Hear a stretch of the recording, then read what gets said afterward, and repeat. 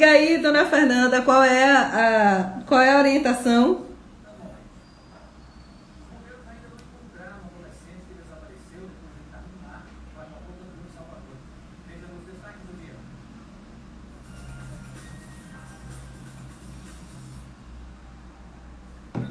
Tá.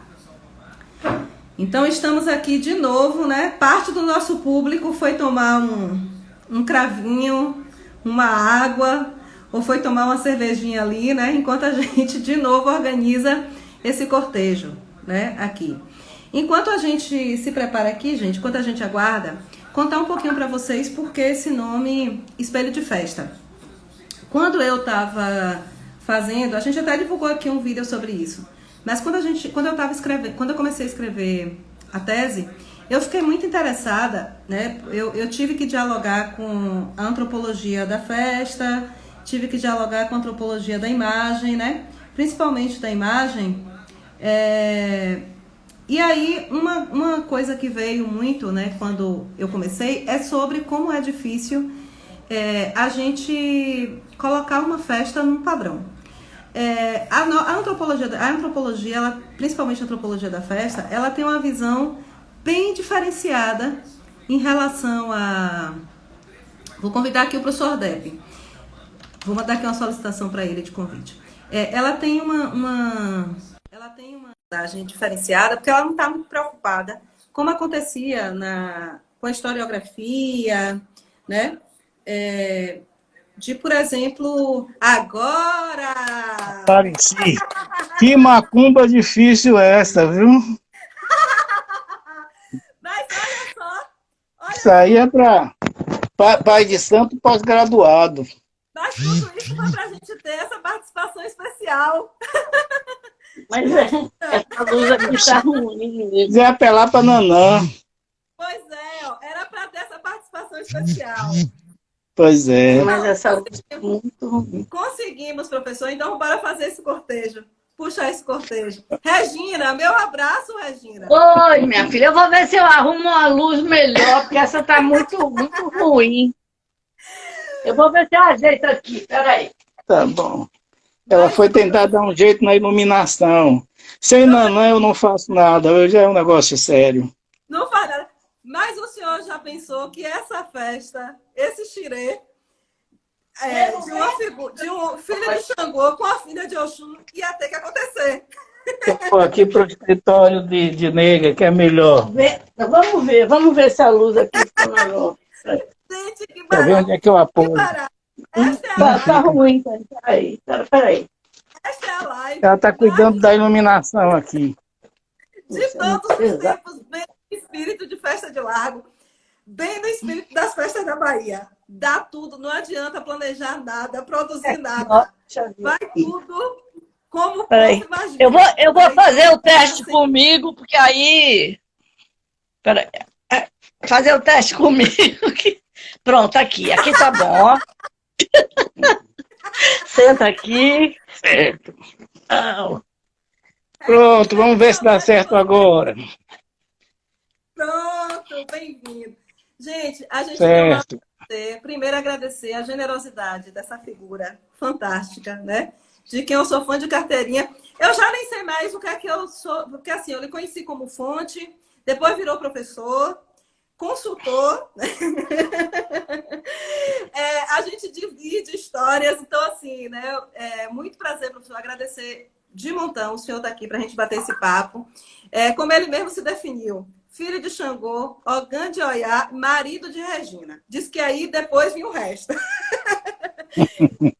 Professor Depp, doutor em antropologia, né? Um dos pesquisadores mais respeitados dos temas baianos, principalmente um estudioso de festas, né? É autor de Águas do Rei, é autor do que ele disse outro dia, é um ensaio, mas na verdade não é um ensaio, professor, é um livro crucial, né? Foi meu livro de cabeceira durante muito tempo, continua sendo, que é Rumores de Festa.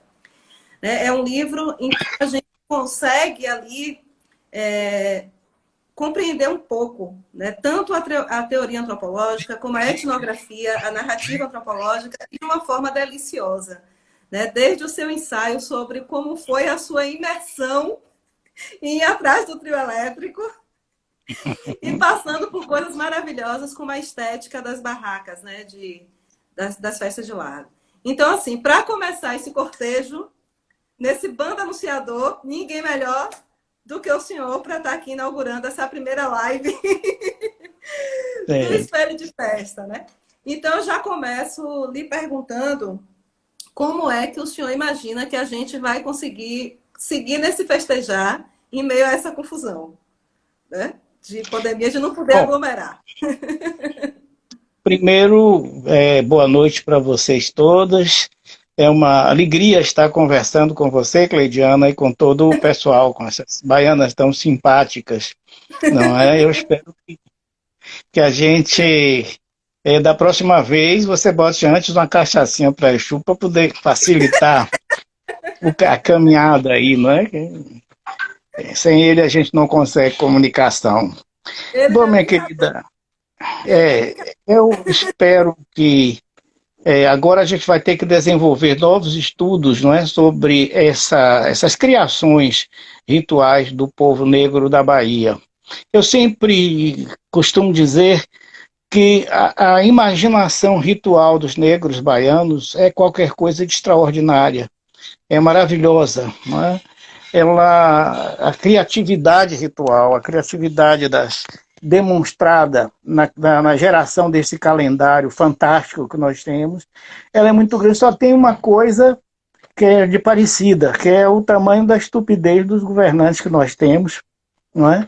Que muito longe de exaltar, muito longe de fazer tudo para incrementar a grandeza desse calendário de festas que nós temos, eles atrapalharam. Eu até hoje lamento o fim dos lindos arraiais de barracas, uma das criações estéticas mais bonitas que a gente tinha em Salvador, arranjos belíssimos que eram os das barracas com seus tamboretes pintados, não é? Toda aquela coisa tão fantástica, esteticamente, desapareceu com essa mania de padronizar que eles adotaram. Também a repressão que incidiu sobre as festas populares, a expulsão da negrada ali da Cidade Baixa, por exemplo, né, com o fim da grande feira, né, que acabou diminuindo a grandeza da festa da Conceição. A intolerância religiosa por parte da igreja atrapalhou bastante, não é? E também os mecanismos de indevida expoliação e apropriação do capital simbólico dos negros por parte de uma classe média que não compreendeu bem as criações tão ricas, não é, das coreografias, da produção ritual, não é, do nosso povo. E o racismo também está no meio, não é? O racismo, a desconsideração para com os negros baianos, que são gente extraordinariamente criativa, não é? De uma força cultural incrível, chega a ser inacreditável. Mas isso depois não é capitalizado, não retorna para o nosso povo negro. Aparece quem capitaliza. Por exemplo, o que aconteceu com o Carnaval. O Carnaval da Bahia foi uma criação, o que ele tem de mais belo, de mais interessante, de mais notável, foi uma criação do nosso povo negro. Depois isso foi desapropriado, não é? E nós hoje temos um empobrecimento terrível dessa festa. As festas de largo, elas têm, é claro, um precedente no mundo ibérico, mas elas aqui foram relidas, reinterpretadas e transformadas de uma maneira magnífica. Nós tivemos... Esse conceito, professor, de festa de largo, ele muitas vezes, até para alguns pesquisadores, mesmo pesquisadores dessa área de culturas, quando está fora, por exemplo, da Bahia, eles às vezes estranham, né, esse conceito de o que é uma festa de largo. Né? E acho que no seu livro o senhor consegue conceituar bem o que é isso, né? A festa de largo tem esse nome já no mundo ibérico, porque um largo é uma espécie de praça que tem na frente um templo, uma igreja, não é? E diante da igreja eles tinham, dentro da igreja tem os ritos sagrados e fora tinha ritos profanos, com dança, com música, com teatro, essa coisa toda já acontecia na Península Ibérica, em Portugal, acontecia em outros países da Europa.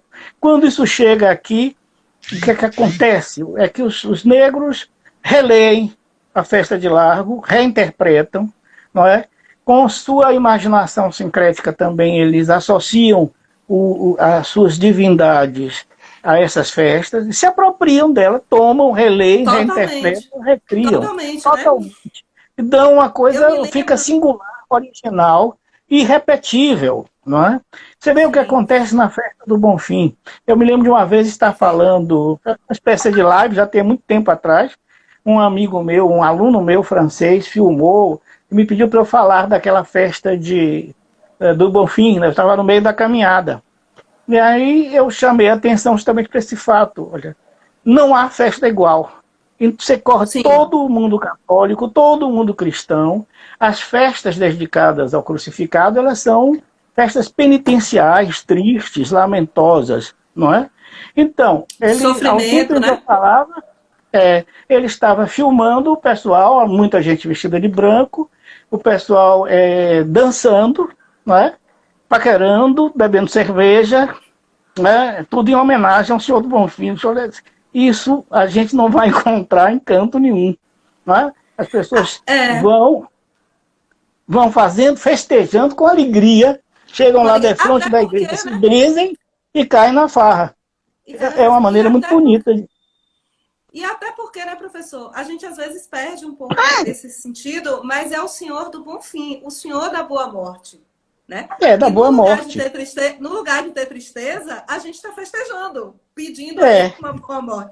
Como acontece ele é um agonizante. Se a gente pensar bem, é um agonizante que está sendo supliciado. Mas a gente consegue transformar ele numa figura alegre. Aí quando olho para o Senhor do Bonfim, que vejo ele com aquelas fraldas, eu penso num grande bebê, não é, que está ali assistindo a coisa toda, não é? E não sinto tristeza. Não é? A relação é de alegria. A gente reza, se benze. Eu me lembro de um bêbado que eu vi uma vez na festa do Bonfim, chegou para ele devotamente, se benzeu e disse: "Ô, meu velho, eu não presto, mas eu te amo". Olha que coisa linda, né? Então, é uma releitura, é uma reinterpretação. E por que isso acontece? É porque Jesus, o crucificado, foi associado com Oxalá, um filho de Deus, do panteão negro, e que é uma divindade de alegria, não é? Que gosta de dançar. Nietzsche dizia: só sou capaz de crer num Deus que saiba dançar. Oxalá é um Deus que sabe dançar, né? E gosta disso, que abraça. E eu me então lembro, a festa dele tem alegria. O senhor chega até a falar disso, né? Quando o senhor se refere ao culto, à festa, que é uma grande festa, né? Que a gente, infelizmente, esse ano não pôde ter, mas é de São Roque. E a festa de São Lázaro, que também acontece durante o carnaval. Né? E eu lembro que o senhor chamava a atenção, né? Quem não tem temor diante dos senhores que sabem dos mistérios da saúde, e da saúde da doença, da cura, que conhece os mistérios da morte, né? No caso, por exemplo, das religiões afro-brasileiras, e é acorrentada por uma criança, né? Por uma criança. Então, aí o senhor diz, como a gente chega, de alguma forma, mesmo respeitosa, mas a gente festeja, a gente não tem medo, né, nesse sentido. Tem alegria, tem um componente de alegria, claro que com toda a veneração, todo o respeito, não é, que a gente deve a Baluaê e tudo, mas é uma coisa que também com outro espírito de alegria, de força, não é, de, sei lá, uma energia muito boa, como o povo diz agora. Então, isso é um capital simbólico riquíssimo, riquíssimo, e tinha que ser bem tratado. Eu me lembro de que não há muito tempo a prefeitura aqui da cidade francesa de Lyon criou um programa para recuperar as festas de rua que eles perderam. Nós temos isso aqui, temos esse capital simbólico, não sabemos usar, não é? Porque o que falta é o respeito para com a população que criou esse tesouro. Falta esse respeito, não é? Então, essa é uma população maltratada que expulsa. O fim da grande feira, lá de Água de Meninos, foi de uma violência muito grande. A história urbana de Salvador é uma história de contínuas expulsões do povo negro das áreas centrais que eles ocupavam. A gente tem um racismo muito entranhado, uma intolerância muito entranhada, não é? Uma violência contínua feita ao povo negro. E, por isso, esse desrespeito constante impede que um capital tão forte, um capital simbólico tão forte como esse, seja melhor aproveitado, que a criatividade negra, não é, seja devidamente aprofundada, respeitada e tudo. Aí está a raiz de tudo. Aí está a raiz do problema. Nós corremos o risco hoje de perder coisas magníficas, criações magníficas, porque não há essa compreensão, não há esse entendimento. Eu penso em um belo dia, Cleidiana, convidar você para a Academia de Letras da Bahia, para você falar das festas baianas. Uhum. Elas precisam ser devidamente valorizadas, não é? Valorizadas. Sim, sim. Agora, a intolerância... não dessa forma, né? Não dessa forma positiva, né, professor? Porque a gente tem conhecimento, por exemplo, e muitas vezes nos casos de patrimonialização, em que as pessoas que são interessadas, que são muitos agentes nessas festas, né? Eu estava até falando antes aqui, no aquecimento, que, na verdade, as pessoas pensam que a festa termina, né, quando... Na verdade, para quem faz a festa, ela começa ali, de um ano para o outro, né? Principalmente quem organiza essas devoções. Para as irmandades, por exemplo, a festa começa no dia que ela termina para todo mundo. E muitas vezes esses espaços de patrimonialização ou salvaguarda, muitas vezes elas não escutam a pessoa que cuida do andor, que tem aquele trabalho de organizar o andor, né? Certo. Olha, eu me lembro de uma... estética linda, né, professor? Uma estética fantástica. Eu me lembro de um sinal de incompreensão mais extraordinário que eu já vi da parte de autoridades da área de cultura que não entendem essa beleza, essa riqueza. Foi quando a Marta Suplicy, que era ministra da Cultura na altura, veio aqui e declarou a festa do Bonfim como patrimônio nacional, numa cerimônia dentro da igreja, onde não havia uma baiana, não é? E ela chegou a dizer que aquela era uma festa comum no país todo. Não é verdade. É uma festa singular no mundo. Singular no mundo. Não é? E ela vai e coloca isso como uma coisa da Igreja Católica. Não é do povo baiano. Não é. A lavagem acontece porque a igreja botou a lavagem para fora. Lá, né? Pois é. As pessoas pensam que foi ontem. Não, em 1889, uma decisão do arcebispo que não pode fazer lavagens dentro das igrejas. É verdade. Então, ele proibiu, colocou a polícia. Proibiu, colocou a polícia, fechou. Então, o que o fechou povo a igreja. foi fazendo foi conquistando um pouquinho do território. Então, em um determinado momento podia lavar as escadarias, na outra lavava o adro, né? Mas, na verdade, a lavagem, ela é uma resistência porque ela foi expulsa. Foi expulsa. Né, uma coisa de uma burrice, de uma intolerância, autoritarismo selvagem, de desrespeito muito grande, não é? E eu sempre estou protestando contra isso. O que dá a beleza da festa do Bonfim é a população negra.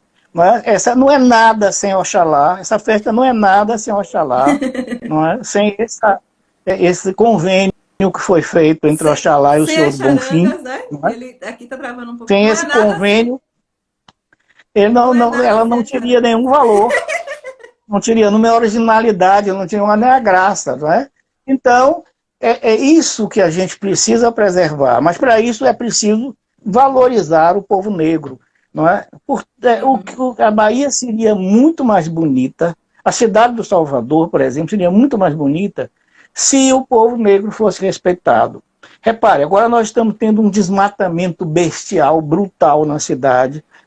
A cidade está sendo desfigurada, rios sepultados, não é?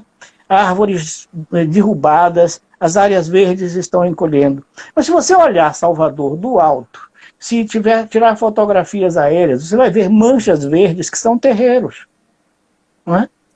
Onde tem terreiro, você tem área verde. O povo negro da Bahia, com muita inteligência, nos seus templos incorporou árvores, manchas verdes e fontes e fontes.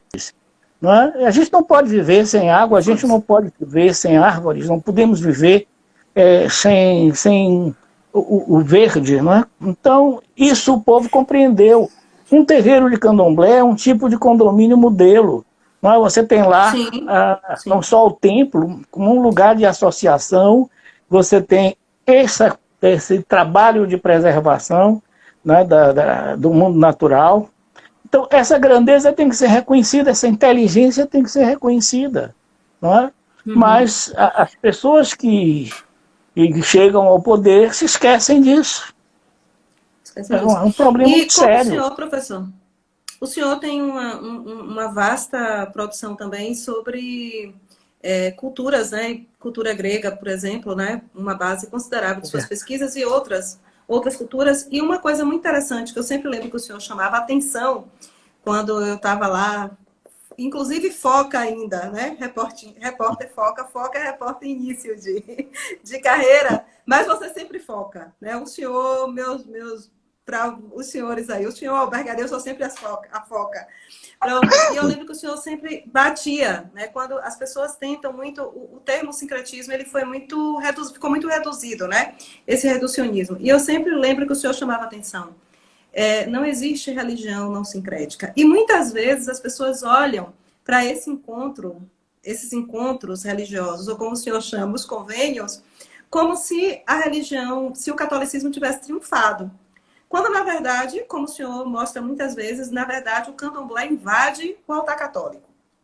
Como no É, caso, por exemplo, de São Cosme e São Damião, que mudou a idade dos santos, é, né? Os santos foram pois é. alterados.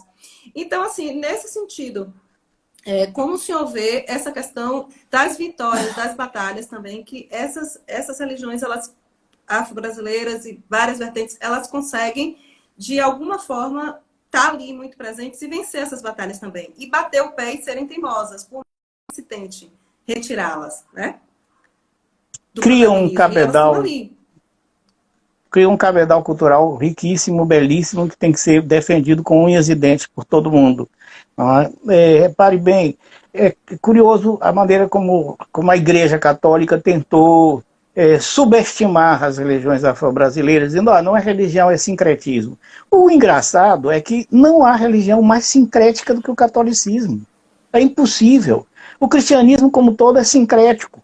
Eu estudei muito tempo história das religiões, eu sou helenista, estudei muito religião grega e a romana, né? Sim. E um pouco a religião judaica.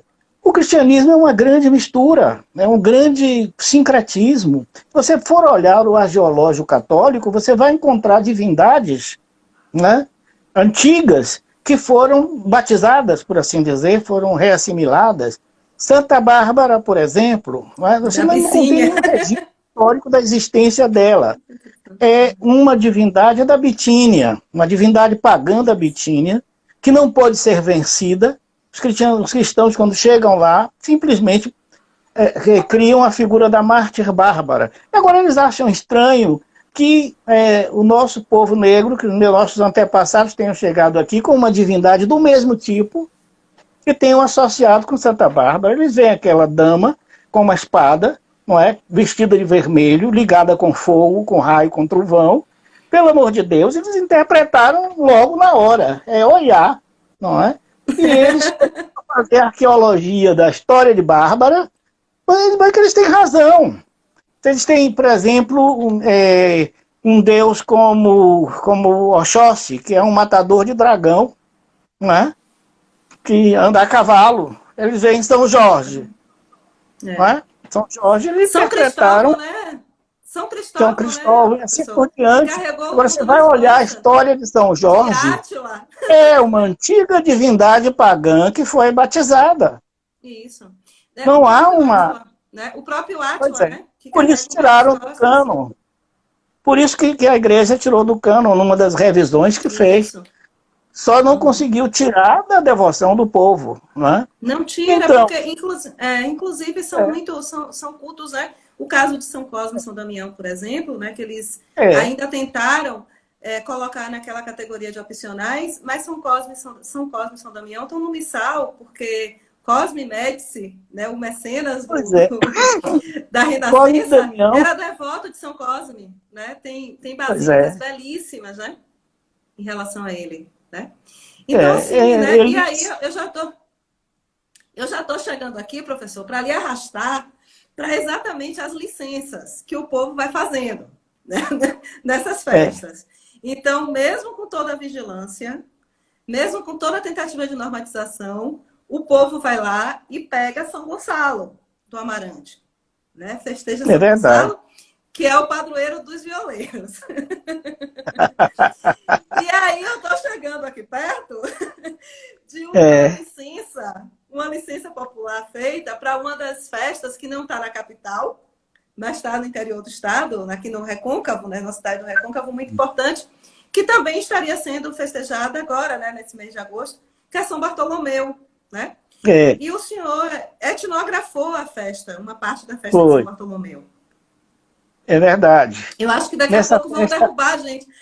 Vão derrubar a gente à medida que esse assunto for aqui se desenvolvendo. Mas essa festa acontece uma coisa muito bonita, que é uma celebração pública do sexo feminino. Isso eu fiquei encantado quando vi.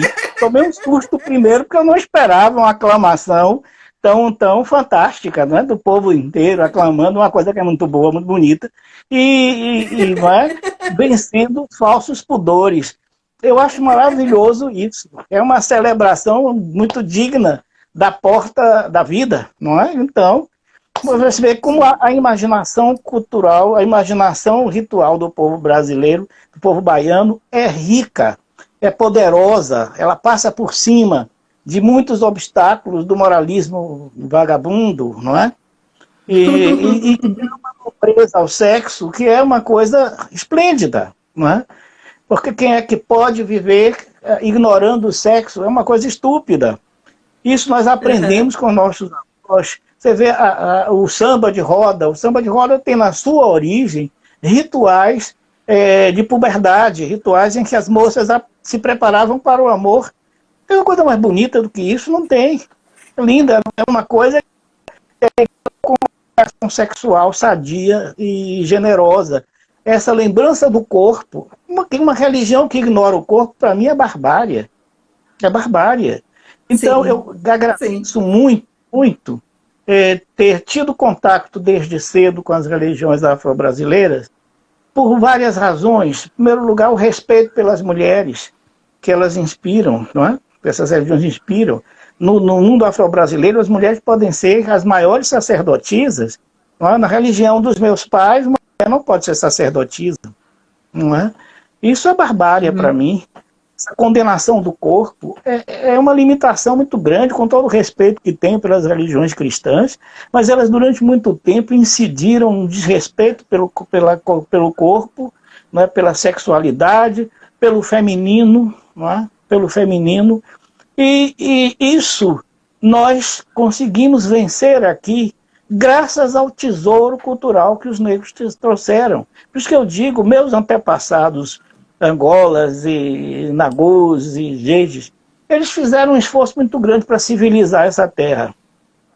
Não conseguiram, a barbárie continua, mas eles fizeram um grande esforço e trouxeram uma riqueza espantosa. As festas que você tanto estuda, Cleidiano, elas são um sinal dessa riqueza. Elas são um tesouro dessa riqueza. E isso precisa ser reconhecido. O senhor sabe que o meu companheiro, Cláudio Rodolfo, o pai dele é de Coqueiros, né? Então a família ia muito para Coqueiros. Ele cresceu ali em Coqueiros. Então ele sabe, ele já cantou aqui esses dias aí, várias vezes, o sambinha lá, né? Quando fui para Bahia, encontrei seu Tibuce. Estes sambas são deliciosos. Eu me lembro que em Cachoeira a gente cantava estes sambas na festa da ajuda. Quando terminava a lavagem, junto da igreja, se cantava essa samba. E aí, o pobre do São Bartolomeu é assim, São Bartolomeu que veio da Bahia, coberto de flores e... São Bartolomeu se tornou um personagem bem mais interessante na Bahia, né? Muito chegado ao feminino. Pois é, muito chegado ao feminino.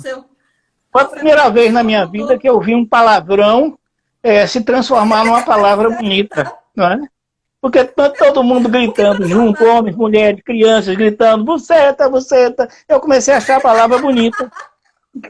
E hoje eu acho bonito, não é? Quer dizer, não é uma palavra assim do meu vocabulário constante, mas aprendi com os maragogipanos a gostar. Eu recebi um áudio de uma festa lá em que as pessoas não gritam pouco. É muito forte, né? É muito forte. É muito no forte. meio da caminhada. E aí as pessoas puxam o coro, né? E aí o pobre do São Bartolomeu é envolvido em várias quadrinhas, né? São Bartolomeu, que veio de coqueiros, coitado. Coberto de flores e cor, cheio de pois é. Trocadilhos. Então, assim, Mas ele deve se divertir muito com isso, né? Ele se tornou um personagem bem mais interessante, né? Alegre. Olha aqui, a gente fica imaginando, né? Como eu vi lá o seu texto, né? Esse texto do professor Depp está numa coletânea, Festa na Bahia de Todos os Santos, que foi organizada pela minha orientadora, a professora Fátima Tavares. Então, é uma publicação da EDUFBA. Quem quiser conhecer o artigo e outros, né? Então, pode dar uma passadinha. O texto do professor Depp é maravilhoso. Essa etnografia de uma das lavagens, né? Uma das lavagens da buceta que ele acompanhou em Maragogipe é simplesmente maravilhosa. É uma etnografia fantástica, né? Então, assim, a gente percebe o tamanho dessas festas, né? A riqueza dessas festas e como elas não são, né, professor, como a gente estava acostumado muitas vezes, a historiografia antiga, né, o próprio movimento folcloristas, que estavam muito preocupados em descrever as festas, né? A gente já vem numa abordagem na antropologia da festa, numa abordagem de ampliar, né? Essa discussão, né? De chegar e tentar mostrar esses vários lados, né? Então, assim... É preciso fazer isso. É uma riqueza que a gente tem que ser melhor conhecida, melhor analisada e respeitada. Porque é muito bonito, é muito bom, é uma riqueza extraordinária. Mas para isso a gente vai ter que vencer esse racismo visceral da nossa sociedade, né? Que faz com que ela perca valores dos mais magníficos. Não é? Eu acho que temos um problema agora, que você colocou no início, né? A gente vai ter que mudar a proxêmica, né? Com essa coisa do Covid que chegou, a gente vai precisar de imaginação coreográfica, imaginação ritual, não é? Então, é necessário que a gente recorra a essa poderosa inteligência, essa poderosa imaginação negra para criar novos ritos, novas maneiras de aproximação, de afirmação da corporeidade, não é? Isso vai ser muito importante. Sim. Festa muito importante. Festa é sinal de saúde numa sociedade. Sim, eu vi, por exemplo, uma manifestação muito bonita, né? Porque foi a Irmandade da Boa Morte, não pôde, né, fazer a festa, e no dia 15 promoveu-se uma live onde as Irmãs da Boa Morte, elas fizeram uma série de orações. Eu fiquei emocionada, porque pareciam as novenas da minha cidade, Açu, né? Então, cada uma puxava uma cantiga de Maria, né, da ladainha, muito bonita, ver aquelas senhoras, né, e como elas se prepararam, se arrumaram, né, para entrar naquela live. Então, era simplesmente emocionante, né, a gente vê aquelas senhoras, inclusive, vencendo essas barreiras que a gente pensa que é um impedimento, um impeditivo, né, mas estavam ali acessando seus celulares, seus notebooks, né? Algumas, inclusive, diziam, não estou conseguindo, não. Olha, minha câmera está fechada. Seu microfone, abra o seu microfone, eu vou sair, vou entrar. Então, assim, ver aquelas senhoras, né, de tanta senioridade, né, ali fazendo aquela oração, uma coisa emocionante, né? É um povo muito inteligente, um povo incrível, criativo, e vai superar essas dificuldades todas com certeza, de modo que eu tenho muita esperança de uma renovação que virá desse lado, né? Virá do meu povo, meu povão negro, que é o povo que cria coisas bonitas aqui, né? Na Bahia, no Brasil inteiro. Meus grandes rituais brasileiros são todos dessa origem, né? São todos dessa origem.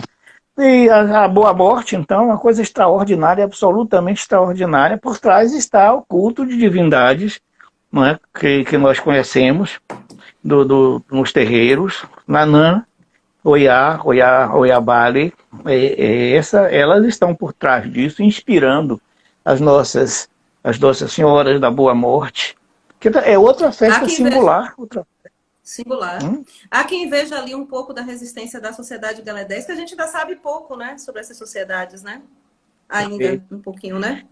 É uma coisa que eu estava me lembrando outro dia, Cleidiana, de uma coisa linda, uma campanha bonita em que nós dois nos envolvemos, que você tomou a frente e você é responsável por um resgate espantoso, me lembrando daquele museu Estácio de Lima, né? Tão ofensivo, tão bestial, uma pedagogia do racismo, colocando o acervo dos símbolos religiosos do povo negro junto com arma de crime, junto com deformidade natural.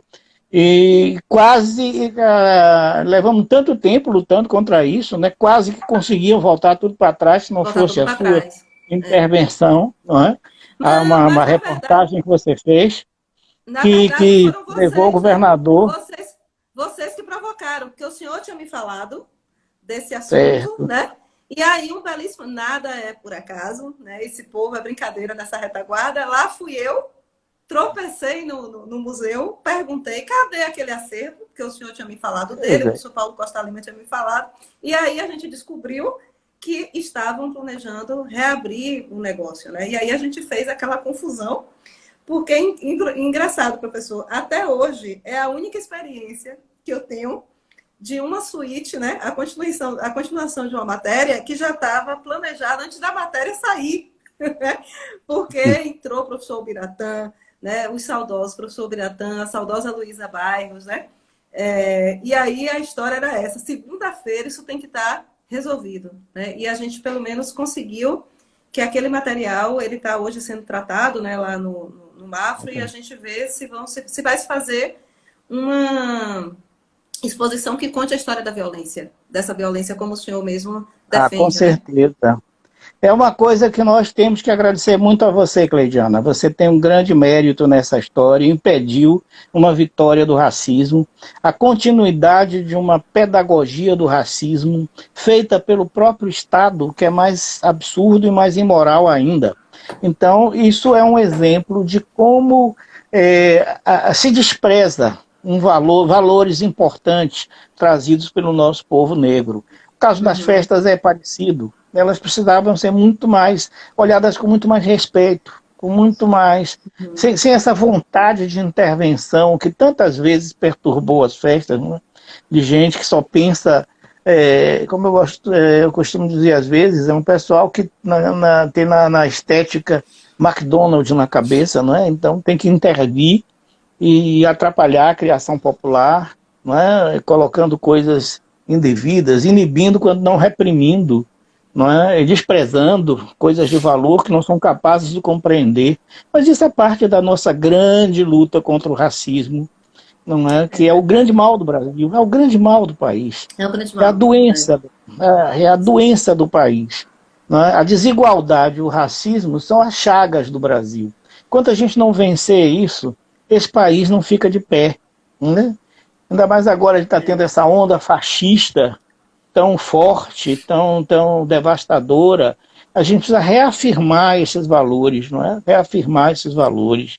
Eu fiquei muito encantado de ver a atitude do povo de Santo diante dessa pandemia. Enquanto você tem aí esses pastores vagabundos vendendo feijão, grãos de feijão, dizendo que vai ser a cura da pandemia, tem eles querendo abrir as igrejas, as suas igrejas de qualquer maneira, provocar aglomeração. A resposta do povo de Santo foi tão bonita, não?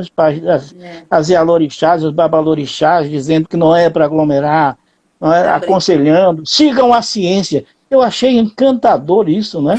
Nosso povo, esse chamado de ignorante, está dizendo, não, precisamos seguir a ciência.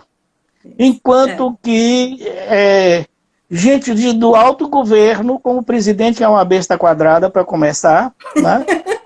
Contesta a ciência. Não é? Quando você tem um ministro da Saúde, que é um general de quinta categoria, acho eu, Que é acho que no Nordeste nós estamos sujeitos ao inverno do hemisfério norte, hemisfério norte, dizendo essas asneiras. Onde é que está a sabedoria? A sabedoria está nos terreiros, a sabedoria está no nosso povo negro. Não é? Tantas vezes nos chamaram de ignorantes, não é? Ah, esse povo atrasado, esse povo ignorante. Mas é esse povo ignorante que está dizendo, vamos seguir a ciência. E que vamos, seguir, né? E que vamos pegar até um judeu sisudo, como São Bartolomeu, e transformar numa figura que sabe festejar. Pois é, maravilha. Este humor, essa alegria, essa força, essa vitalidade das festas precisa ser respeitada e revigorada sempre. É aí que a gente encontra vigor, não é? E nada mais, né, professor, transformador, revolucionário do que o riso, né? Eu lembro que o senhor sempre disse isso. Claro. A grande arma de Exu não é nada, é a gargalhada, né? Porque exato, quem suporta, no meio de uma discussão, uma gargalhada, né? Então, as próprias lições que a gente aprende, né, sobre Exu, sobre Hermes, né, e esse convênio deles, né, é verdade. Então, essa arma poderosa que é o riso, né? E a gente sabe fazer os terreiros, né? A gente está precisando aprender um pouquinho mais a rir também, né? Porque o riso é revolucionário de rir dessas pessoas. Debochar e a brincar. Riso, a rir e a brincar. O riso baiano, né? Aquele deboche a importância do culto dos herês do candomblé mostra muito isso, né? Os herês brincam, os herês falam um bocado de maluquice, não é? Eles fazem travessuras, não é? Você conhece bem os herês fazem coisa que o cão duvida, não é? Um negócio impressionante. E é de uma beleza vale dizer que um estudo pioneiro sobre essa sacralização da infância, sobretudo por esse viés dos herês, é o tema da sua dissertação de mestrado. Talvez um dos poucos trabalhos, né, nessa linha, né? Então, aqui já outra sugestão aí para o pessoal que eu estou encantado com ele. Pesquisa.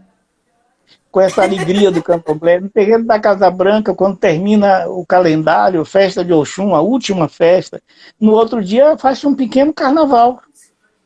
Né? Tinha um carnaval sagrado que é muito bonito. Você deve ter participado já do Jacaré, não é? Então, não, da festa não, do Jacaré, não? É para você muito perigoso participar desses rituais do fim lá, né? Eu acho que você não consegue ver. Eu tenho alguns impedimentos. Tem um probleminha que lhe impede de ver. Gente, infelizmente, a gente tem um horário, né? Um limite de horário, né? E aí a gente está aqui se aproximando, mas foi da forma como a gente imaginava, esse cortejo. Né? Primeiro receber um grande entusiasta das festas, né? Uma pessoa que o senhor tem um trabalho fundamental, né? Não apenas do ponto de vista da ciência, né? Da sua produção científica, mas também da sua militância. Né? O senhor é um tipo de pesquisador que é comprometido no bom sentido, né? No sentido de defender as nossas populações tradicionais. Né? Então, eu sempre vi a sua atuação como militância. Né? O senhor não se contenta apenas em dar uma informação científica, mas também de dizer, de tocar o dedo nas feridas, né? E de defender todas essas questões. Né? Então, assim, acho que a gente não tinha outra forma de começar, né? Esse passeio, esse canal aqui para falar sobre festa, se não fosse com sua presença. Né? Eu estou muito feliz da gente ter conseguido. E com toda, foi uma festa. Leveza, né? Com toda a leveza. Com tudo, com o erro. Né? Então, assim, professor, aqui eu estou vendo aqui os comentários. O senhor tem muitos fãs, né? Muitos fãs em tudo que é lugar. Aqui eu vendo pessoas aqui lhe mandando beijos, né?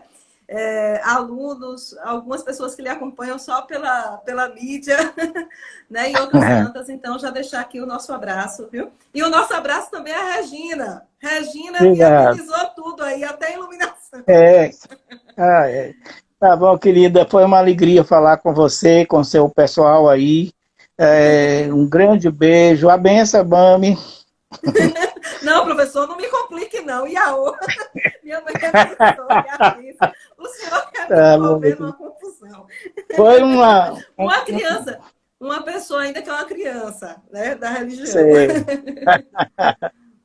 Então, foi uma grande alegria, minha querida. Foi um momento festivo que tive aqui, Festivo. conversando com você, viu? Todo o meu Ai, foi ótimo. carinho. E vamos lhe esperar aqui de novo, viu? Para depois o Tá senhor bom. contar. O senhor ficou meio aí reticente, mas ainda eu vou lhe obrigar a contar detalhes desse seu mergulho etnográfico lá na lavagem de São Bartolomeu. Eu não vou lhe liberar. Uma outra hora o senhor vai ter que contar detalhes dessa sua pesquisa etnográfica e o que o senhor ouviu. Eu ainda dei aqui umas pistinhas, né? Levantei algumas cantigas, mas da próxima o senhor vai ter que contar Que em detalhes, beleza. viu? Regina Eu vai até estar quero muito prolongar atenta. essa pesquisa. Eu quero até prolongar essa pesquisa, porque eu já vi, não sei se foi você mesma que fez, na tarde, uma documentação de uma festa parecida, aqui na Bahia, de uma senhora que tem muitos filhos, né? Então fizeram uma homenagem a Foi ela, o pessoal do a Massa, lavagem. o pessoal do Massa, que fez uma matéria Pois lá é. sobre uma lavagem Que mais ou lindo, menos a lavagem da parecida. buceta da Maria. Isso. Amanhã a gente está Tão denunciado bonito. no Instagram. Pois Amanhã é. está denunciado. Que Viu, bonito. Marco? É um negócio muito bom. Tá bom, Pois querida. é. Foi ótimo Professor, falar com muito você. obrigada, viu? Muito obrigada a Nada. todos vocês aqui, gente. Obrigada, Eu boa que noite. E a agradeço. gente vai se encontrar. Tem mais Tá live aí, bom. viu? Planejada. Logo, Tá logo a gente vai ok. estar divulgando aí, viu? Grande abraço, professor. Boa Tá, um noite, beijo. gente.